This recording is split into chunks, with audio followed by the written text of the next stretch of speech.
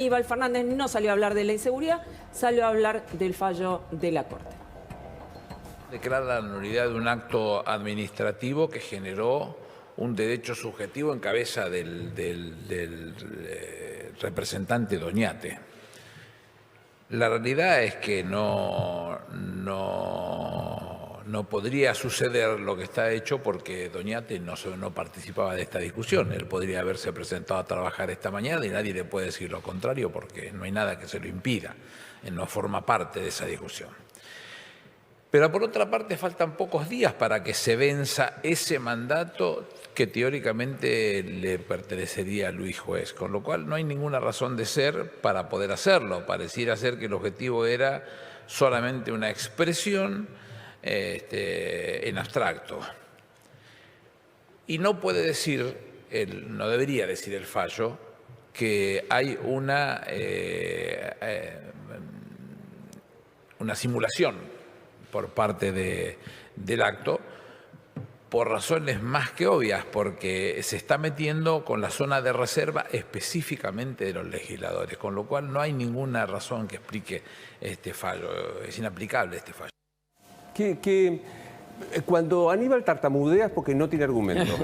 Y si no tiene argumento, porque la verdad que la primera frase es casi de Mansur, es fratraslafra, porque el acto administrativo que genera un derecho subjetivo, eso no quiere decir nada. B, que se esté por vencer o no el mandato no significa que la decisión de la Corte restituya o no, digamos, bueno, está mal, total ya se vence, no lo hacemos. Eso está diciendo el ministro abogado del ministro de Justicia Aníbal Fernández. Y lo último, no es cierto que sea una intromisión de un poder en el otro. De lo que se está tratando de hacer es de garantizar el espíritu de la ley que prevé los respetos de mayoría y minorías a la hora de la representación del Consejo de la Magistratura. Sarasa.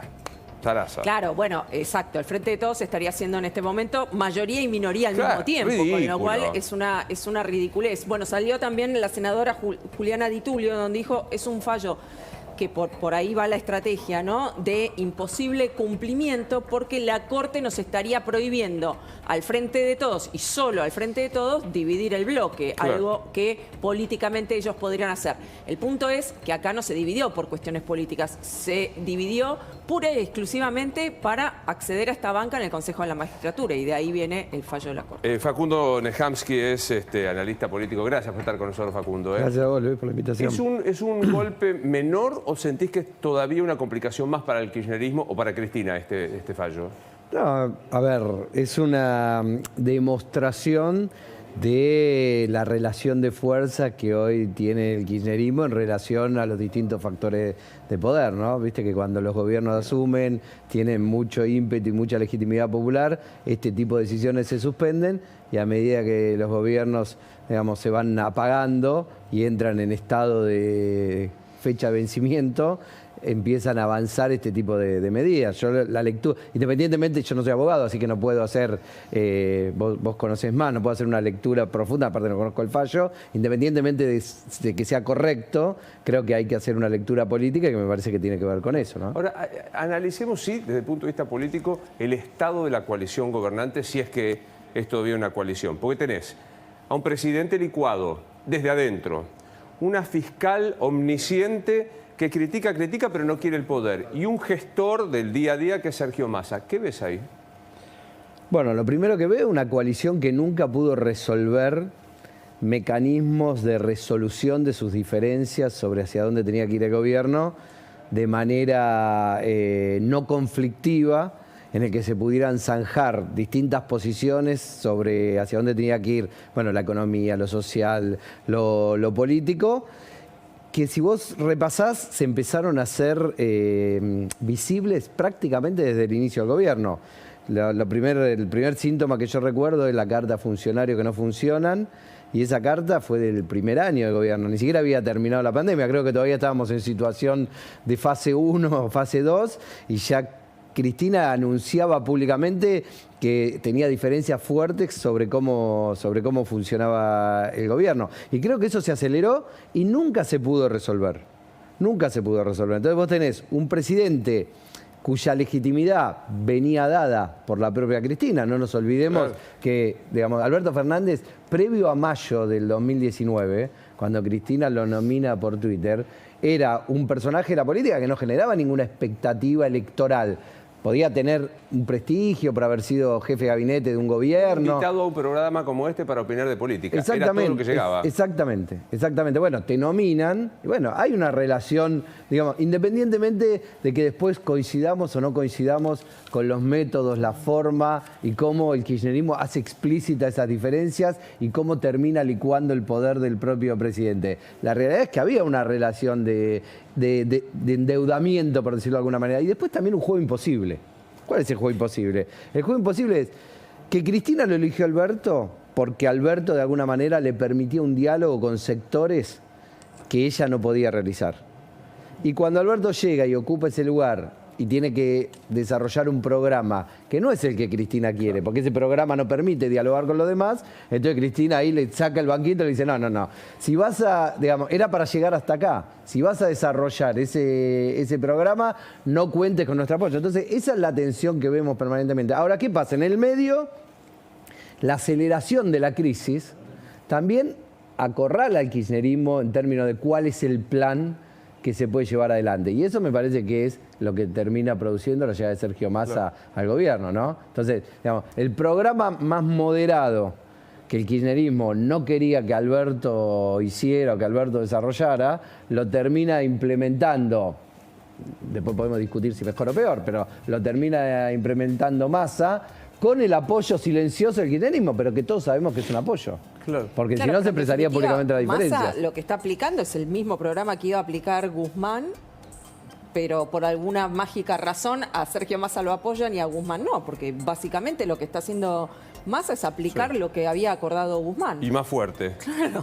La explicación supuestamente son el cambio de las condiciones contextuales, ¿no? Diciendo, ahora no queda otra. Entonces, ahora como no queda otra, ahora hay que hacer esto. Lo que pasa es que la pregunta es, yo creo que ahora todas las disputas y todas las peleas ya no tienen que ver con el rumbo del gobierno. Esa discusión que atrae, este gobierno ya tiene un rumbo, no se va a convertir en otra cosa que lo que es.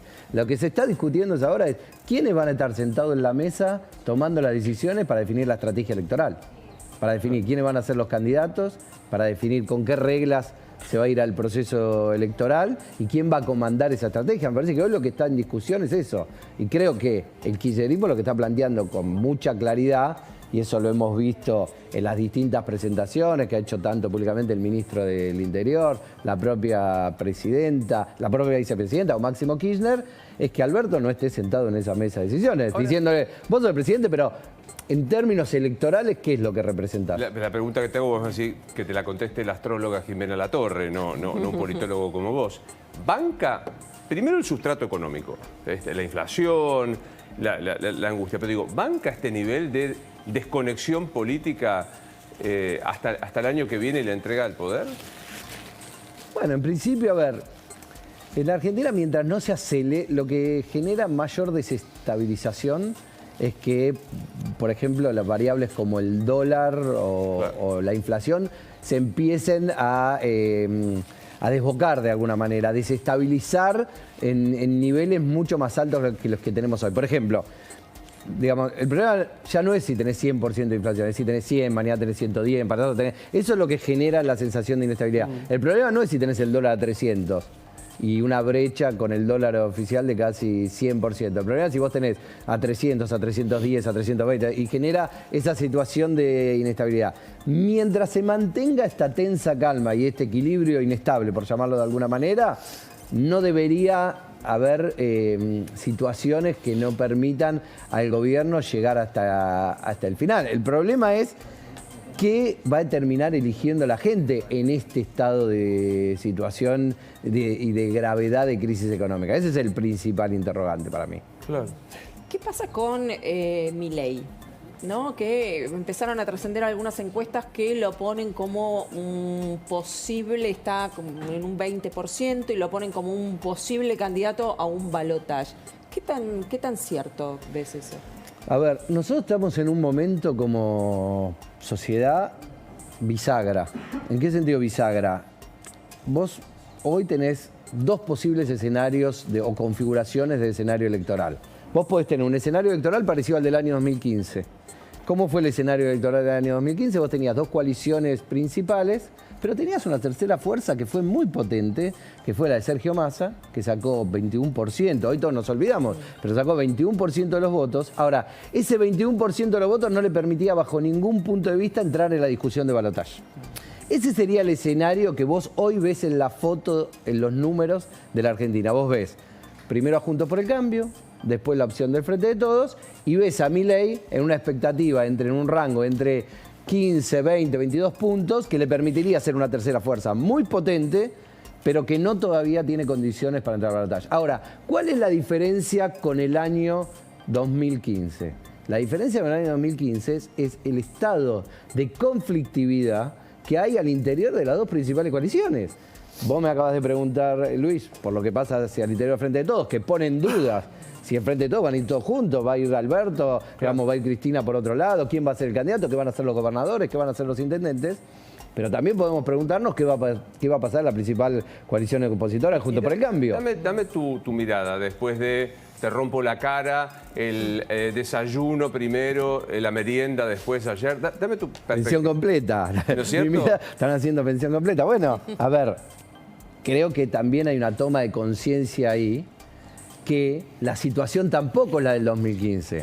En el 2015 había una sola exigencia que el mundo opositor le hacía a la principal coalición opositora. ¿Cuál era? Que le ganara el kirchnerismo. Claro. Que saque al kirchnerismo del poder. Entonces había un porcentaje muy importante de la sociedad, que terminó siendo el 51% del voto a Macri, que dijo fin de ciclo, 12 años de peronismo es demasiado, me cansé, me harté. Hoy la demanda no es esa de quienes que configuran el principal núcleo de apoyo de las fuerzas opositoras. Hoy, Juntos por el Cambio, más Javier Milei, que es el mundo opositor, podríamos decir suma 50, 60% de los votos, no le dice solamente sacame al kirchnerismo. ¿Por qué? Porque da por cierto que este gobierno es muy difícil que repita y que tenga una reelección o una continuidad de ciclo político. Entonces lo que le está diciendo es, ofreceme un programa que pueda resolver los problemas de la Argentina. En ese marco, Juntos por el Cambio no tiene garantizada el voto de la sociedad. ¿Por qué no lo tiene garantizado? Primero porque gobernó hace poco y no resolvió los problemas de la Argentina. Entonces tiene que revalidar una situación que no funcionó bien en el periodo 2015-2019. Si bien hay una parte del hemisferio opositor que está contenta con ese gobierno, hay otra parte que no está satisfecha. Si no, no hubiera emergido Milei. Claro. Y la otra cuestión que también es importante es que las disputas internas, cuando pasan un límite, hartan a la sociedad y toda la sociedad empieza a mirar otras opciones. Entonces ahí es donde las opciones, como la de Javier Milei, empiezan a tomar otro volumen y otra dimensión. Entonces vos decís, bueno, ¿por qué voy a votar por esto que se están matando? Puedo votar por aquellos otros. Pero puede ser que en el caso de Javier Milei, ¿no? Que por más que hay un grupo a que le gusta, también le falta estructura, eso es una realidad, le falta experiencia. Pero puede ser que tenga muy alta a nivel imagen, porque obviamente no tiene el desgaste de una gestión, pero que después en el momento del voto útil uno termine inclinándose por algo que ya tiene más experiencia de gestión, tienen una estructura nacional armada. Si el escenario es un escenario de cierta estabilidad y el escenario es un escenario de no fragmentación, y el escenario es un escenario donde la principal coalición opositora transmite que puede resolver sus diferencias internas, que la puede procesar bien, que puede definir y ofrecerle una candidatura a la sociedad en la cual más o menos todos los integrantes de la coalición, o la fuerza que integra la coalición, están de acuerdo, seguramente es más posible que ocurra, Guadalupe, lo que vos decís. Que la sociedad diga, bueno, o que la sociedad, me estoy refiriendo al universo opositor, diga, bueno, optamos por una opción que garantiza más estabilidad, más experiencia de gobierno, que tiene credenciales en la Ciudad de Buenos Aires, que ha gobernado y que ha generado algunos cambios. Por ejemplo, en la Ciudad de Buenos Aires hay un estado mayoritario de satisfacción con el cambio que ha hecho Juntos por el Cambio gobernando la Ciudad de Buenos Aires. Entonces, eso es una credencial que te permite generar expectativas respecto al futuro. Ahora, tienen que hacer todo eso. Si en lugar de hacer eso, digamos, se tiran con arcos y flechas entre unos y otros, plantean diferencias que parecen irresolubles, entonces, y además el clima socioeconómico se desestabiliza, entonces las opciones más disruptivas pueden crecer. Señor, un placer verte. No, un placer, Gracias por gracias estar por con